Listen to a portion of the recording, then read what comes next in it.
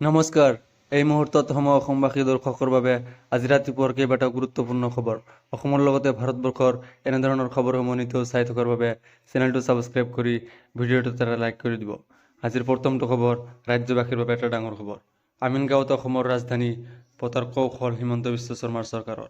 গুৱাহাটীৰ পৰা আমিনগাঁৱলৈ ৰাজধানী স্থানান্তৰৰ চেষ্টা এইবাৰ মুখ্যমন্ত্ৰীগৰাকীৰ। নিজ সমষ্টিলৈ নিছে ইটোৰ পাছত সিটো প্ৰতিষ্ঠানে এইবাৰ হিমন্ত বিশ্ব শৰ্মাৰ। হিমন্ত বিশ্ব শৰ্মা অসমৰ নে এইবাৰ জালুকবাৰীৰ মুখ্যমন্ত্ৰী।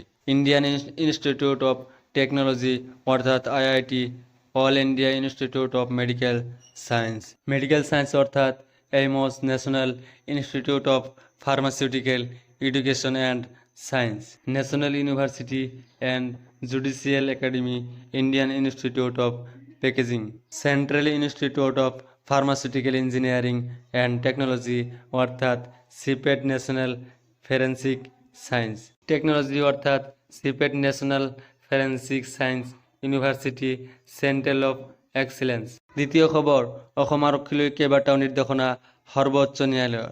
অসম আৰক্ষীয়ে মানি চলিব লাগিব এনেধৰণৰ কেইবাটাও নীতি নিয়মসমূহ। দিল্লী আৰু অসম আৰক্ষীলৈ উচ্চতম ন্যায়ালয়ৰ জৰুৰী নিৰ্দেশনা জাৰি কৰিছে ইতিমধ্যে। ফৌজদাৰী গোচৰৰ অভিযুক্ত বা সাক্ষীক গ্ৰেপ্তাৰ কৰিব নোৱাৰিব এইবাৰ অসম আৰক্ষীয়ে।